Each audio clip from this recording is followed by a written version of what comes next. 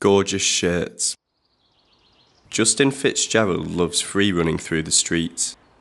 He wears tracksuit bottoms and old shirts that he picks up in charity shops.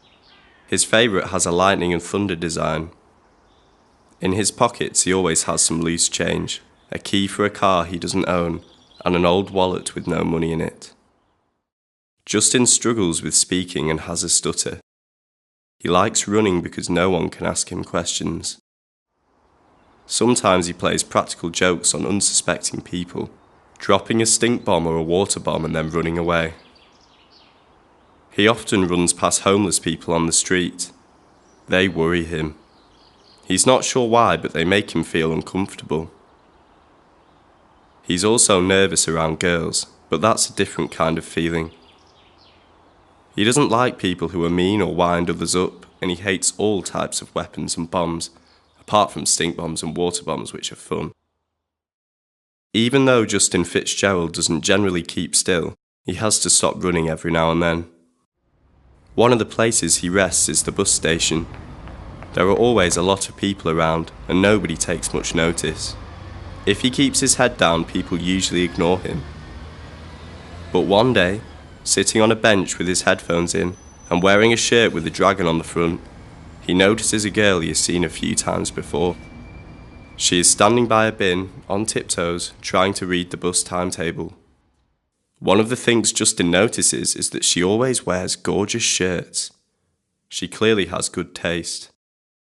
She also wears a pair of trainers with no laces. When he looks more closely, he can see she has a nose ring and a tiny tattoo on one cheek. A sudden nip at his ankle brings him to his senses. He realises he has been staring.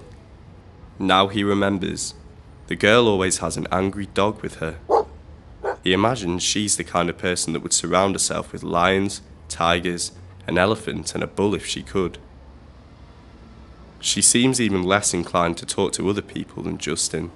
The dog gnarls through bared teeth. Justin finds himself gnarling back. Very slowly, with her eyes on the dog, the girl makes her way towards Justin. Neither speaks, but she pulls the dog away sharply and sits tentatively on the bench near to Justin. Annoyed with herself, she tries to rearrange her face to look both disinterested and slightly cross. Justin looks up. Before he can think about it too much, he speaks. "Which bus are you waiting for?" The girl points towards stand 5. Despite Bob's best efforts to resist, the ice has been broken. "What about coming for a cup of tea with me?" After a few days of not by chance meetings at the bus station, Justin has the courage to ask her.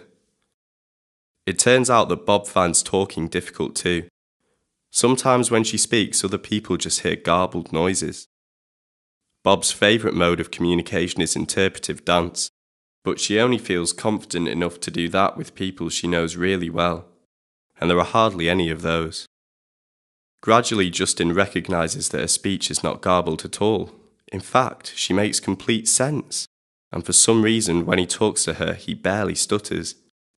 If he avoids words beginning with p and t, he is pretty fluent. Together, they go to cafes and pubs. Justin finds out that Bob likes both beer and wine, and she likes the kind of food that grown-ups eat. Justin calls it old food, like scallops and other weird types of seafood. She also likes dumplings, but she won't eat Chinese food and can't stand pickled eggs. Bob only ever used to run in the dark, but Justin manages to persuade her to go free running with him. From climbing walls they start to climb mountains, and they both decide they want to work for Mountain Rescue. To practice their mountaineering skills, they hitchhike to Switzerland and climb the Matterhorn. Bob dances a lot these days, and Justin looks people in the eye.